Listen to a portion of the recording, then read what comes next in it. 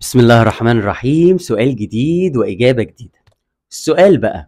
السؤال ازاي ناخد قرارنا بشكل مظبوط؟ ازاي نقدر ان احنا ناخد قرار صح بعد وقت مش طويل ومش قصير، لان برضو الوقت مهم وعامل الوقت مهم. ازاي ناخد القرار وما نندمش عليه بعد كده، حتى لو ما كانش طالع النتيجة بتاعته زي ما احنا عايزين. احنا بنكون عايزين نعمل اللي علينا ونسيب النتيجة على الله. انا عملت الفيديو ده اصلا علشان اغلب الناس او كلنا حياتنا كل يوم بيكون فيها قرارات، هي مجموعة من القرارات عبارة عن أسئلة بنجاوب عليها. هنعمل مش هنعمل، هنعمل مش هنعمل. ولذلك في ناس بتتجنب بقى ان هي تاخد القرارات اصلا، وبتسيب الاخرين ياخدوا القرارات ليهم، لان هم بيؤمنوا ان هم ما عندهمش القدرة ان هم ياخدوا قرار. وفي ناس بتخاف انها تاخد قرار فتقعد تسوف، تقعد تأجل تتجنب ان هي تاخد قرار. وفي ناس بتاخد قرارات سريعة ومتهورة جدا جدا علشان خاطر مش عايزة ان هي تفضل قاعدة في موضوع الحيرة. ولذلك انا عملت علشانكم الفيديو ده. بس قبل ما اجاوب على السؤال ده بقى، خليني اسلم عليكم واقول لكم السلام عليكم ورحمة الله وبركاته. معاكم سلام سعد، ويلا بينا نبدأ الحلقة. بس ما تنساش ان انت تعمل لايك وتفعل زرار الجرس عشان يوصلك مني كل جديد، وتشترك على القناة وتعمل شير للفيديو وتعمل شير للقناة عشان نقدر نوصل لأكبر عدد من الناس. أنا علشان آخد قرار صح وقرار مظبوط، أنا لازم آخد القرار مش بناء على اللحظة، ولكن آخد القرار بناء على المستقبل. يعني أنا دلوقتي عندي قرار لازم أخده، فانا ما ببصش على اللحظه احتياجي دلوقتي، ولكن انا ببص على المستقبل. هل القرار اللي انا لو اخدته ده دلوقتي هيكون بسطني بعد شهر؟ طيب طيب وبعد سنه بسطني ولا لا؟ بسطني. طب بعد 10 سنين بسطني ولا لا؟ مش بسطني، يبقى ماخدوش.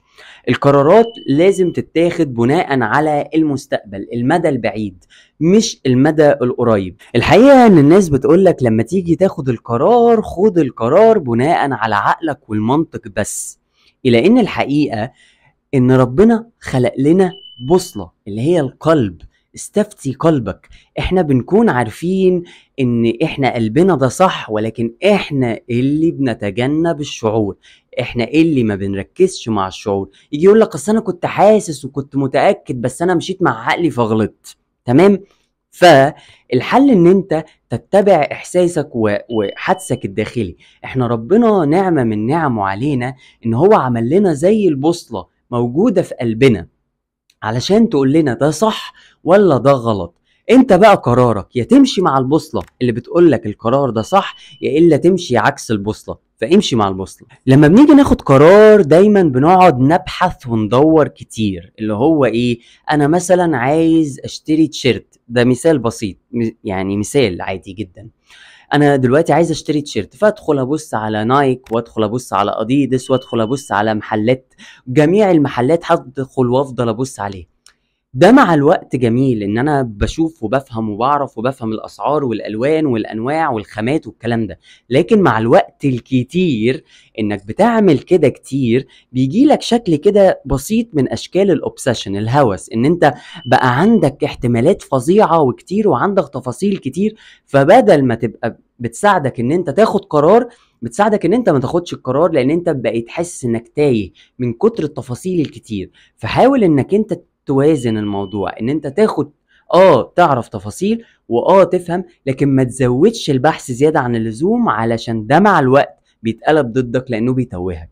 احنا قلنا في الفيديو ان انت علشان تاخد قرار صح انت محتاج ان انت تتبع حدسك واحساسك. ده كلام مظبوط، استفتي قلبك طبعا، ولكن انت محتاج برضو تبص على الحقائق والوقائع. يعني انت مثلا في واحدة دلوقتي عايزة تتجوز، ماشي، هي بتحب اللي قدامها، هي حاسه ان اللي قدامها شخص حلو وجميل، ولكن هي محتاجه تبص على الحقائق اللي بتطلع من الشخص. يعني ايه الحقائق اللي بتطلع من الشخص؟ يعني التصرفات اللي بتطلع من الشخص. هل التصرفات اللي بتطلع من الشخص دي تصرفات كويسه، ولا هي المشاعر دي عندها هي بس؟ تمام. فهي محتاجة تبص على الحقائق، يعني الكيان اللي هي رايحة تشتغله. انت رايح تشتغل في مكان، الناس اللي بتشتغل معاهم دي بيطلع منهم ايه، تصرفاتهم عاملة ازاي، سمعتهم عاملة ازاي. فبرضو محتاج ان انت تدخل شوية المنطق. بيقولك علشان تاخد قرار مظبوط وفي وقت كويس، انت محتاج ان انت تحط ديدلاين. بمعنى ايه؟ بمعنى ان انت دلوقتي مثلا عندك حاجة لازم تاخد فيها قرار. مثلا انت محتاج مثلا ترد على حد في الشغل، انك تقول له انا موافق او مش موافق. فتقول له مثلا، تربط نفسك بالميعاد، تقول له بص انا هرد عليك الاسبوع الجاي يوم الاحد الساعة 5. خلاص تربط نفسك.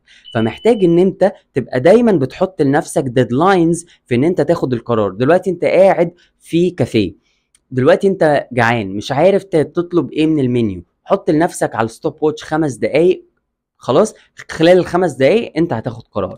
كمان انت محتاج ان انت تكون رحيم على نفسك. ليه؟ لان اوقات كتيرة الواحد بيكون من كتر ما اخد قرارات بيبقى تعبان، ومن كتر ما اخد قرارات غلط بيكون برضه تعبان. فلما يجيلك حوار كبير او حدث كبير في حياتك وتلاقي نفسك ان انت مش عارف ان انت تاخد قرار، او ان انت محتار، ما تقعدش تجلد نفسك وذاتك من جواك، اللي هو انت ازاي مش عارف تاخد قرار، انت قليل ان انت مش عارف تاخد قرار، انت فشلت ان انت تاخد قرار. مفيش مشكلة.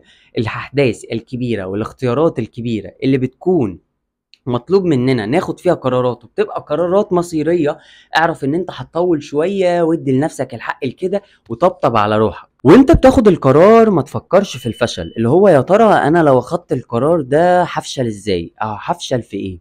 وانت بتاخد القرار ما تحطش في دماغك الفشل على انه بعبع، تمام، لان ده هيشلك عن انك انت تاخد القرار. تمام.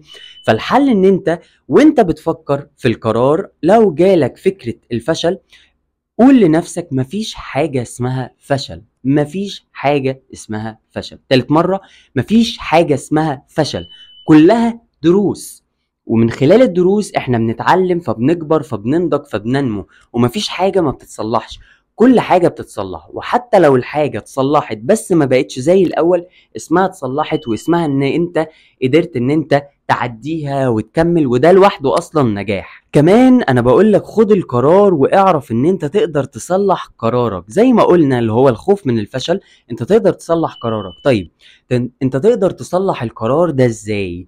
انت تقدر تصلح القرار ده من خلال ان انت تلاقي معلومات جديدة تساعدك في تصليح القرار او تصليح الاختيار. انت لما هتعرف المعلومات دي هتقدر ان انت تعدل القرار بتاعك او تعدل الاختيار، فهتلاقي نتيجة مختلفة، وده لوحده نجاح. قبل ما تاخد القرار برضو حاول ان انت تجيب ورقة او قلم وتكتب ايجابيات وسلبيات القرار ده. حاجة كمان انت محتاج تكتب عاداتك وقيمك ومبادئك. هل اختياري مرتبط بقيمي؟ تمام. هل اختياري مرتبط بمبادئي؟ هل الاختيار ده مرتبط بالعادات اللي انا بحب اعملها؟ طالما مرتبط بالحاجات اللي انا بحبها واللي هي متفقة معايا مع قيمي وعاداتي ومبادئي وديني واخلاقي، يبقى دوس وما تخافش. واخيرا بقى انا بؤمن جدا جدا جدا جدا جدا بقوة صلاة الاستخارة. فانت قبل ما تاخد القرار في حاجة صلي استخارة، صلي مرة واتنين وتلاتة. ربنا ممكن ما يديلكش الإجابة بشكل واضح، ممكن ربنا يديلك إجابة في الشعور، إنك بقيت حس إنك مرتاح، إنك بقيت حس إنك هادي. ممكن ربنا يديلك الإجابة من خلال إنسان تسأله يقول لك الحل أو يقول لك الاختيار الصحيح، أو من خلال استشارة من بني آدم قالها لك، يعني أنت رحت استشرته فقال لك الإجابة. فالموضوع ما بيكونش بس مجرد حلم انت ممكن تحلمه. فانا بؤمن جدا بصلاة الاستخارة. صلي استخارة وادعي بقلبك وقول يا رب، لان ربنا عمره ما هيسيبك محتار، لانه عنده كل الاجابات. فروح لصاحب الاجابات الا وهو الله. انا كده جاوبت على السؤال بقى. كان معاكم سلام سعد، وتابعوني. لكن ما تنساش ان انت تفعل زرار الجرس وتشترك على القناة عشان يوصلك مني كل جديد، وتدوس لايك، الله يكرمك انا بتعب. تمام. وتعمل شير للفيديو، تعمل شير للقناة عشان نوصل لاكبر عدد من الناس. وتابعوني.